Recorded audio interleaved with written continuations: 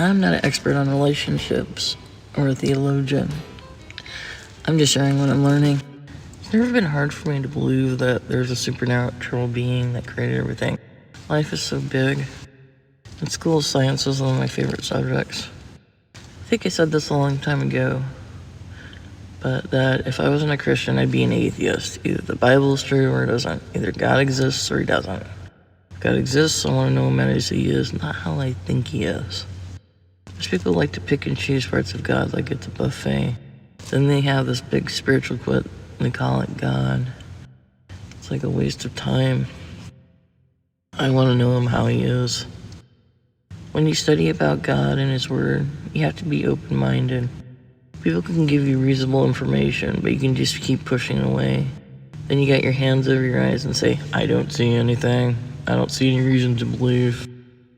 In the theory of evolution, Darwin, the one that came up with that theory, had trouble with the eye, with all its complexity, how it could have come about by chance. We haven't found evidence of the eye developing in the fossil record. Things by themselves don't often come together to form a larger, more complicated things. If you have just the cornea of an eye alone, you can't see out of it. You need the rest of the eye for it to work. And if the cornea is useless, why would you develop it by itself? It's not going to help you find food. And why bother to develop a complicated way of finding food, like sight, when there's a lot less complicated ways like touch or vibration? There's things that don't exist without all its parts, like a mousetrap. If you just have the spring, or if you just have the square wooden stage or the bar that snaps down, you don't have a mousetrap, you have individual items. When you put them together, you make a mousetrap. All the sophisticated parts of the eye apart don't make the eye. You need them together for there to be an eye. In evolution, you wouldn't have developed a bunch of separate useless things.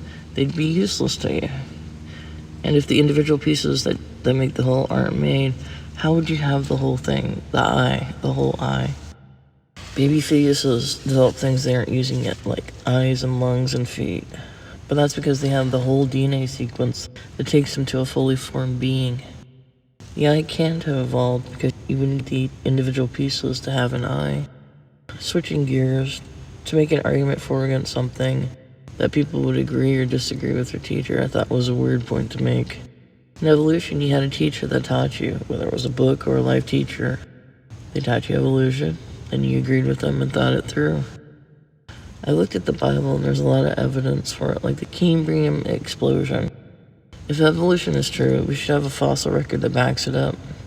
There should be tons and tons of fossils and bones that show species evolving into each other. But we don't have that. We have layers and layers of soils that don't have complex animals in it. And then suddenly layers of fully formed animals and mammals. Another thing, and one of the biggest things, is people. They are so complex. Back a ways, you had Dr. Spot, who was supposed to be an expert on children, but his teachings ended up being incomplete. Ended up being grace without truth. And that was the best science alone had at the time. But in the Bible, you have things that were written thousands of years ago that still hold up today. The Bible was written over a span of 1,500 years and is actually a library of 66 books put together. The book of Matthew was written in 85 AD. Blessed are the meek or the humble. Matthew 5:5. Proverbs was written from 700 BC to 300 AD by 8 different authors. Put your outdoor work in order and get your fields ready. After that, build your house. It is invest in your business before buying nice things for your home. Proverbs 24:27. If you rescue an angry man, you only have to do it again. Proverbs 19:19.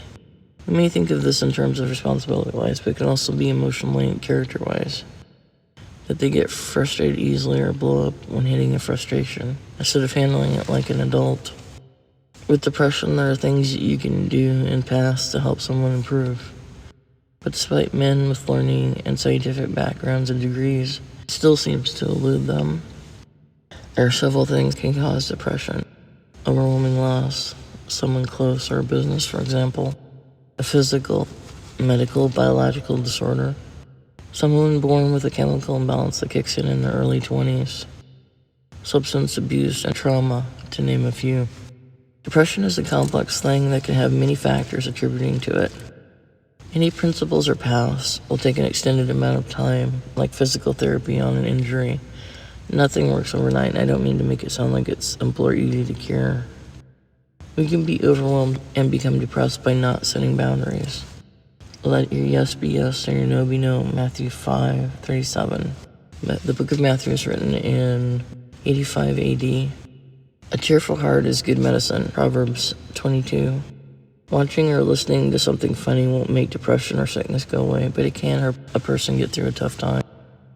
Let people carry their own knapsack, but help bear one another's boulders, Galatians 6:2 and 4. Galatians was written in 50 AD. Let adults be responsible adults, but help each other with overwhelming burdens like the loss of a loved one. But the fruit of the Spirit is love, joy, forbearance or patience, kindness, goodness, faithfulness, gentleness, and self-control. Galatians 5:22-23. These are attributes of a mature living adult. Not that any of us is fully there. We grow each day until the day we kick off. A principle found in the parable of the fig tree, found in Luke 13:69, is that growth is grace plus truth over time. The fertilizer is grace. Digging around the roots is truth. He gave the tree time to grow. Anyway, this is Vincent Talley. He was educated at Princeton University and the University of Oxford. He didn't become a Christian until he was in college.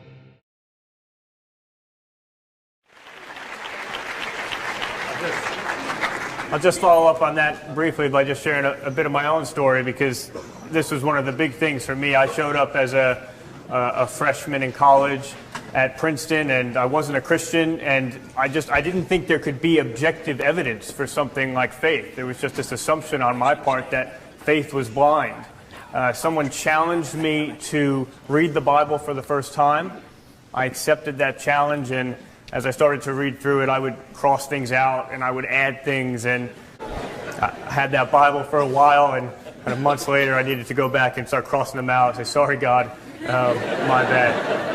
But just to say that one of the things which was so encouraging to me as I started to read through the New Testament, if you get through the Gospels, then you get into the book of Acts where it's talking about the early church, and you just over and over come across words like reasoned and convinced and debated and argued and persuaded, which is actually the word that's most used for when someone comes to be a Christian. They were persuaded to the way. And this just sort of blew my mind in terms of the way of understanding faith. And that started a kind of intellectual search, which ultimately led to me making a commitment of faith. I had thought that I was too smart for Christianity, that it was my mind that kept me from faith.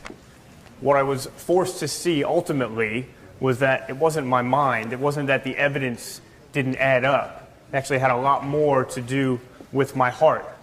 There's a colleague of mine, an Oxford professor. He's probably the most significant British philosopher of religion of the last half century or so. And in 2003, he wrote a book called The Resurrection of God Incarnate. And in that book, he argues that on the available evidence today, it's 97% probable that Jesus is who he claimed to be, the God that he claimed to be, and that he rose from the dead. The fact that someone of his intellectual caliber and reputation can make that claim, make it in print, have it be published by Oxford University Press, and then ably defend it at academic conferences all around the world, I think one of the things it shows is that there is a strong intellectual case for the Christian faith. If you're in this room tonight and you just assume that that hasn't been the case, that's where I was. And I just want to encourage you, seek that out. That's not the case. And when you see that that's not the case, then maybe, like me, that will cause you to ask the question, is it really my mind that keeps me from Christian faith? Is it really a lack of objective evidence, or does it have more to do with my heart?